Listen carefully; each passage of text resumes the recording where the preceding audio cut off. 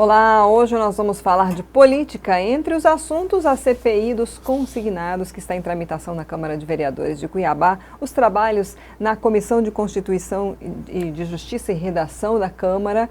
O nosso convidado de hoje é o vereador Jefferson Siqueira, do PSD, que é presidente da CCJR e também preside a CPI dos consignados. E é por esse assunto que a gente vai iniciar. Vereador, obrigada por ter aceito nosso convite para esse bate-papo.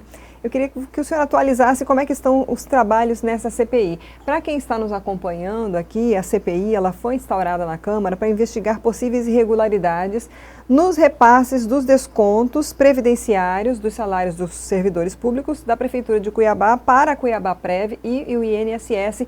E tem muita divergência de informação, alguns dizendo, a Prefeitura afirmando que está tudo em dia, tem documentos chegando à Câmara demonstrando que não é bem assim, e eles estão em fase de oitivas, vereador? Como é que está hoje a CPI dos consignados? Então, Lídice, primeiro agradecer por estar aqui novamente, É um prazer poder trocar informações, falar sobre o nosso trabalho no Legislativo, dizer que a cada dia que passa nós temos experiências de convivência com a vida pública, e é importante que as pessoas que estão do outro lado possam ter um conhecimento, até porque nós temos a prerrogativa de trabalharmos para o povo, sermos funcionários do povo. Então, quando você tem um meio de comunicação que te dá essa oportunidade de levar essa informação, para nós é muito importante. Já quero deixar meus agradecimentos a você. No que diz respeito à CPI, eu sempre gosto de lembrar que ela nasce de uma denúncia feita na Tribuna Livre em uma sessão ordinária na Câmara Municipal de Cuiabá. Eu tive, naquele momento, a iniciativa de dar uma atenção maior, até porque era uma servidora que estava ali compartilhando sobre isso, a sua situação, e a acusação era um pouco grave. Então, conversando com alguns parlamentares, justifiquei que teríamos que dar uma atenção maior. E um caminho que nós encontramos foi exatamente a instauração da CPI, porque a denúncia era grave, e nós precisávamos então dar uma atenção maior, até porque se esse problema continuasse, com certeza outros servidores seriam lesados, e não seria bom para que essas pessoas olhassem para a Câmara e ela ficasse omissa em relação ao fato que foi narrado naquele lugar. E para não ficar somente nas narrativas, eu propus então a criação da CPI, e a gente instaurou a CPI. Hoje os membros têm como relator o vereador Marcos Brito Júnior, o vereador Varanda, que é membro também titular da comissão, e depois o vereador Sargento Joelso, que é suplente, e o vereador Luiz Cláudio. E aí a gente começou então a criar o organograma. O primeiro passo era trazer para perto o servidor que fez a denúncia. Então, recebemos ali vários servidores que encaminharam documentações. Nós não queríamos apenas uma narrativa, queríamos fundamentar essa denúncia, e para isso nós tínhamos que ter posse dos documentos. Começamos a receber os documentos e já colocamos a nossa assessoria jurídica para começar a avaliar melhor, o que nós estávamos recebendo. Depois disso, a gente programou de convidar, na verdade, a secretária Elaine, que é a secretária de Gestão, e também o secretário Antônio Posses, que é o secretário de Fazenda. No primeiro momento, teve um contratempo, não puderam estar presentes. A gente decidiu, então, como comissão, convocá-los. Fizemos a convocação e no último dia 20, a secretária de Gestão participou da oitiva, e ali nós pudemos, então, tirar algumas dúvidas, esclarecemos algumas dúvidas e também levantarmos outros apontamentos, que agora nós pedimos comprovação documentais para que a gente possa confrontar as informações e dar sequência. O cronograma segue, próximo ao ser ouvido, o depoente será o Antônio Poças, que por uma razão de saúde justificou a sua ausência, mas deixou estabelecido que vai nos passar os dias que ele vai poder nos atender ou comparecer à Câmara para poder esclarecer os fatos. E daí em diante vamos ouvir também os representantes das agências bancárias, novamente alguns servidores, e aí tenho certeza que num prazo que nós temos de 120 dias daremos o resultado final a essa CPI. Teve já algum documento que chegou aí que contrapõe a afirmação da Prefeitura, mostrando que não houve realmente os repasses corretos? Vocês estão de posse já de documentos nesse sentido, vereador? A secretária Elaine, ela questionada sobre se houve ou não houve débitos relacionados ao repasse dos consignados, ela disse que recebeu um documento do secretário de Fazenda, Antônio Posses, que não havia débito algum. Porém, há uma narrativa e uma denúncia dos servidores de que estão sendo cobrados porque o banco diz que eles não estão recebendo, né? E aí foram encaminhados para a CPI documentos, né, por parte dos servidores públicos e também por parte da Secretaria de Gestão. Houve um encaminhamento dessa declaração. O que nós pedimos para a secretária é que nós não queremos apenas uma declaração genérica. Nós queremos a certidão de quitação. Se está adimplente, que se tenha uma certidão de adimplência. Até porque a gente possa ter segurança na decisão que nós formos tomar, né? Não posso tomar uma decisão fundamentada em narrativas ou afirmação verbal de alguém. Hoje tem que ser documentado isso. Estamos falando de instituições financeiras que têm um convênio com a Prefeitura de Cuiabá. Então não foi feito um acordo verbalmente apenas. Eu acho que a questão verbal é dialogar sobre cláusulas, sobre no que vai reger esse contrato. Mas o que vale é a assinatura, é o que está escrito, é o que chega lá como documento. Então a gente pediu para fundamentar isso. Então o que nós temos hoje é uma declaração por escrita mais genérica. Nós queremos algo mais específico e que possa ser melhor fundamentado. Vocês vão ouvir as instituições financeiras, né? Está tendo algum tipo de negativação indevida de servidores também por parte dessas instituições ou de agentes financeiros? Então, tem essa denúncia também? A secretária Elaine nos afirmou que para credenciar uma instituição financeira, uma das cláusulas é que essa instituição ela fica proibida de negativar o nome do servidor público. O que nós recebemos, inclusive, através do vereador Sargento Joelso, foram nomes de 16 servidores que estão com nomes negativados. Então, se houve isso, o que nós pedimos? Primeiro, os decretos que foram estabelecidos. Queremos também a posse desse contrato com essa instituição, ou com as instituições, para que a gente possa avaliar se de fato está explícito no contrato de que não se pode negativar o nome do servidor público. Porque se houve alguma quebra de contrato ou cláusula contratual por parte do banco, que ele deve ser punido. Se ele estava ciente que não deveria negativar o nome do servidor, por que fez a negativação? Nós estamos falando de um prejuízo para alguém que poderia estar fazendo aquisição de um imóvel, de um automóvel, empreender. Hoje, quase que 80% hoje das pessoas, elas tendem a buscar uma renda extra formal, mas ela precisa de crédito. Então, no mínimo, o nome tem que estar, pelo menos, positivo. E se o banco negativa o nome de um servidor, logicamente que isso atrapalha.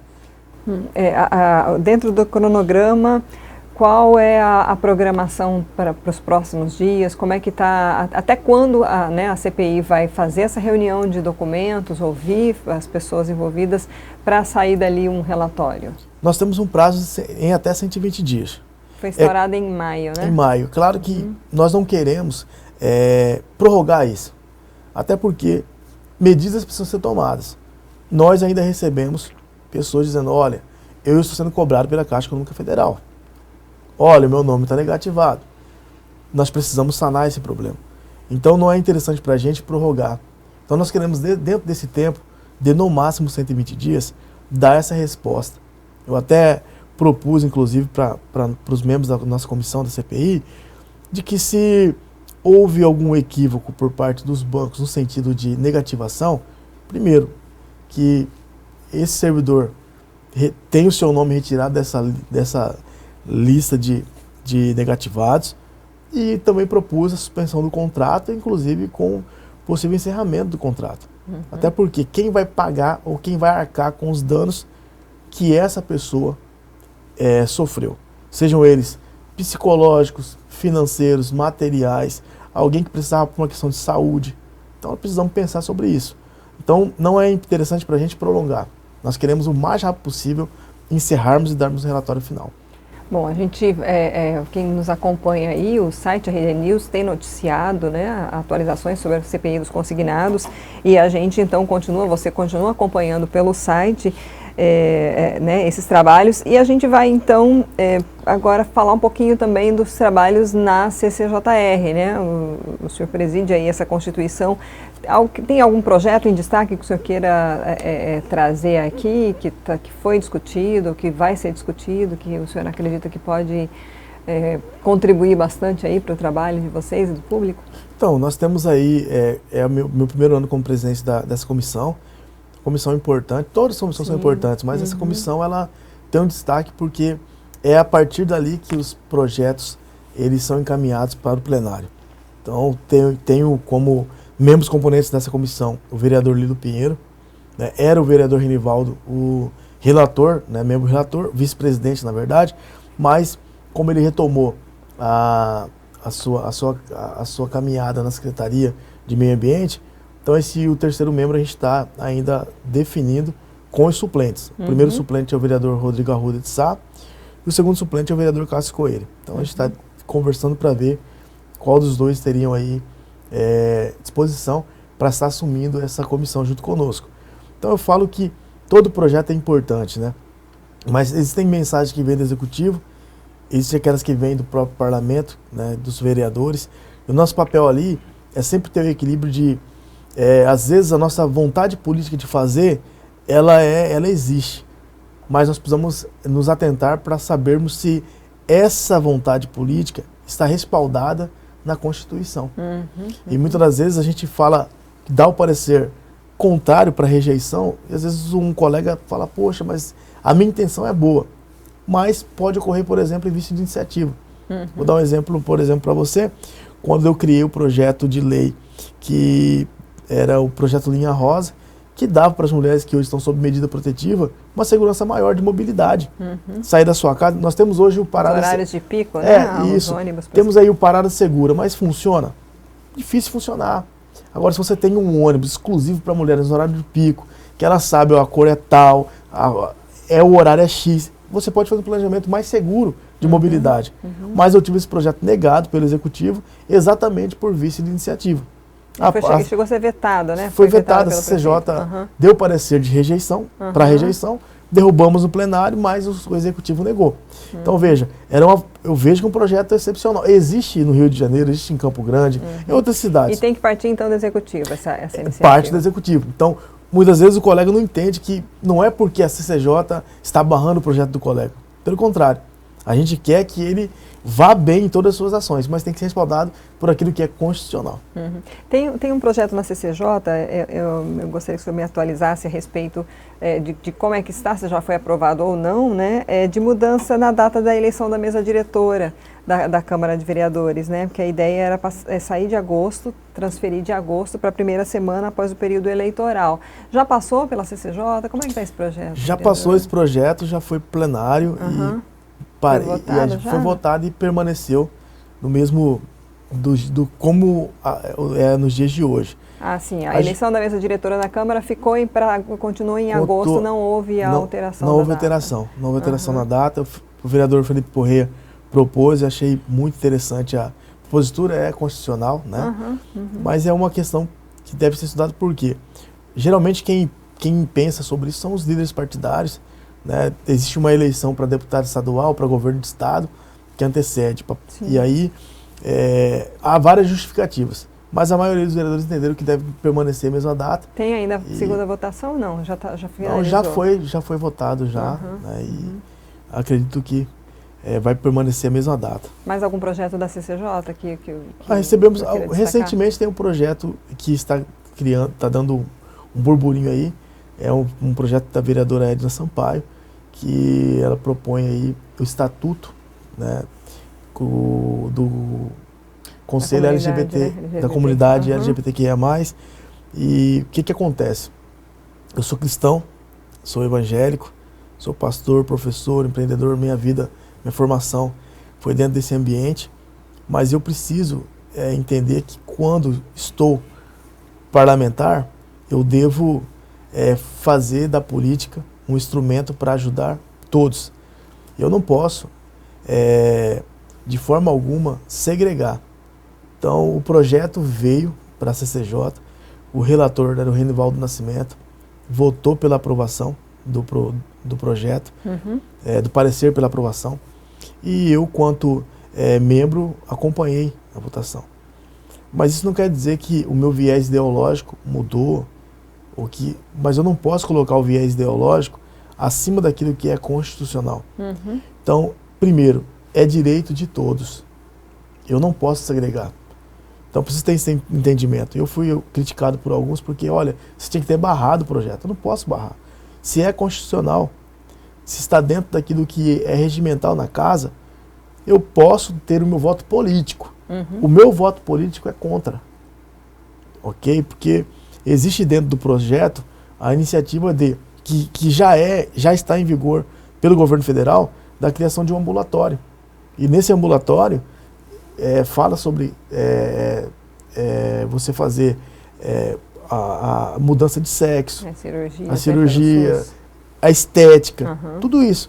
Isso já é um direito garantido pelo governo federal. Então nós, quanto Câmara de Cuiabá, não conseguimos mudar isso. Nós não temos o poder para mudar, ok? Mas eu tenho o direito de dizer assim, olha, eu não concordo. Não vou usar o dinheiro público para uma questão de orientação sexual de alguém arcar com os custos dessa pessoa. Então eu posso dizer não. Mas dentro daquilo que é regimental e constitucional, o projeto atende às prerrogativas constitucionais. Então, às vezes, tem alguns que são um pouco intolerantes, eles não conseguem entender que a minha postura política, o posicionamento, é de acordo com aquilo que... Tem que ser de homem público, exatamente, né, eu não posso segregar, mas eu tenho consciência do que eu acredito, das minhas crenças, da ética. Então, ele passou já pela CCJ e vai ser votado na Câmara? Ele passou pela CCJ e teve a rejeição da Comissão de Direitos Humanos. Ah, tá. Então, a Direitos Humanos rejeitou a vereadora Edna Sampaio e retirou de pauta. Possivelmente vai voltar para a próxima terça ou próxima quinta para votação. Né? E aí cada colega vai poder votar de acordo com os ditames da sua consciência. Sim. Né? Por falar em vereadora, ela está aí sob pena ou em vias de, caso se comprove irregularidades, né, na retenção, né, de verbas indenizatórias de uma ex-funcionária dela. Ela está sendo investigada na Câmara, está tendo a oitiva aí, para que, se for comprovado, ela seja afastada, Como é que está, na sua opinião, essa questão, né? Foi algo assim que está aí também polemizando na Câmara, né? Essa investigação da vereadora. Elides, a gente tem que ser justo naquilo que a gente vê. A vereadora Edna Sampaio é dona de uma oratória muito contundente, é uma das poucas políticas que eu conheci que sabe se fundamentar em suas opiniões, muito inteligente, dona de uma retórica que encanta todo mundo, e essa é uma grande verdade. Né? Seu posicionamento sempre foi muito bem fundamentado. Porém, ela optou por um método que não é comum entre nós. Né? O seu mandato é um mandato compartilhado, e ela optou então por esse método de ter uma conta paralela para poder gerenciar essa verba indenizatória que é do chefe de gabinete. Então essa não é uma prática comum entre nós. Né? O que nós entendemos é que, a partir de agora, ela precisa responder por isso, principalmente agora para a Comissão de Ética, e o que pesou mais foi a denúncia da ex-chefe de gabinete. Então ontem teve uma oitiva, né, e parece que o quadro se agravou um pouco. Né? Então o que nós queremos agora? Primeiro, ouvirmos da Comissão de Ética o parecer do relator, se eu não me engano, o relator Cássio Coelho, e em cima desse relatório, desse posicionamento, nos posicionarmos também. Mas é fato que não é uma prática comum entre nós, né? Acho, e até conversei com a vereadora sobre isso. Ela ainda vai ser ouvida, inclusive, né? Ela será ouvida, né? Eu acho que vai ter um prazo aí para poder se defender, mas eu creio que a gente só vai poder tomar uma decisão com base no relatório final, né, da Comissão de Ética. E com certeza a gente vai fazer aquilo que tiver de acordo com o que é legal.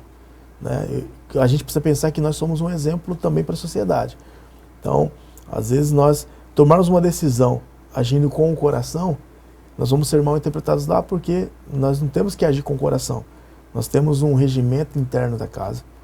Nós temos os argumentos constitucionais. Nós temos o que deve ser mais justo, né, praticado, alinhado entre nós, e isso nós não podemos fugir disso. Então, eu falei em afastada, mas na verdade o que está sendo processo de cassação. seria cassação, né? Processo de cassação da vereadora. Bom, falando agora de eleições 2024, como é que estão aí já, que a gente sabe que, que há já toda uma movimentação dos partidos, né, das autoridades em vias da eleição para a prefeitura em especial, né? O seu partido tem aí um nome já para indicar, né? Então, o nosso partido PSD, Partido Social Democrata, que é liderado pelo ministro Carlos Fávaro, temos a senadora Margarete Busetti, temos 2 deputados estaduais, o deputado Nininho e o deputado Wilson Santos. São 2 figuras também que dispensam comentários aqui na nossa capital. E tenho como vereador na Câmara Municipal de Cuiabá. Temos um projeto alinhado, sim. O ministro Carlos Fávaro esteve conosco semana passada e, inclusive, nos deu garantia de que o PSD vai ter, sim, um nome para disputar a majoritária nas próximas eleições de 2024. Eu, como vereador, estou me preparando, estamos formando uma chapa forte para que possamos fazer a maior bancada no próximo biênio. A ideia é buscar a reeleição. Buscar a reeleição, vem trabalhando para a reeleição, mas antenado porque tem nomes que estão sendo ventilados que podem, inclusive, pousar no nosso partido, como o do deputado Eduardo Botelho, que recebeu o convite, né? Temos um carinho muito grande por ele, pelo trabalho que ele já vem prestado pelo Estado e por Cuiabá. Como também não podemos deixar de dizer do nome do secretário Estopa, que também é um nome que tem uma avaliação muito boa pelo nosso partido e que a gente anda muito junto também. Então, o Eduardo Botelho ou o Estopa, esses 2 nomes aí, eles estão sendo muito comentados dentro do PSD e a gente vai trabalhar e ouvir o nosso líder maior, que é o Carlos Fávaro, para a gente chegar a um nome que realmente vai representar o PSD nessa eleição de 2024. Bom, alguma questão que a gente não abordou para a gente encerrar, vereador? Não, somente dizer que todo dia é dia de aprender alguma coisa, né? Nós não somos donos da verdade absoluta, mas temos que entender que existe uma verdade, e essa verdade que nós estamos aqui como parlamentar, vereador por Cuiabá, para servir o povo, fazer do mandato uma ferramenta para ajudar a construir, a melhorar a vida das pessoas. Tínhamos outras coisas para falar, como da intervenção, por exemplo, que ainda agora foi prorrogada. Da saúde, né? Da saúde até o dia 31 de dezembro. Quanto vereador estou cobrando, eu acho que não é só pensar no macro. É claro que decisões foram tomadas, foram importantes, mas esse resultado tem que chegar lá na ponta. Tem que parar de faltar remédio, parar de faltar médico, né? Coordenador tem que estar presente no PSF. Então, alguns ajustes que a gente está colocando aí, cobrando incisivamente para que possamos ajustar e não ficarmos apenas naquela sensação de que na televisão está tudo perfeito e quando chegando no local temos dificuldade em entender o que era e o que é. Então, só isso mesmo. Tá joia, muito obrigada novamente. Eu que agradeço. Obrigado. Nós ouvimos o vereador Jefferson Siqueira, do PSD, vereador por Cuiabá. Essa entrevista fica disponível no nosso canal do YouTube, no site RD News. Curta e compartilhe. Até a próxima.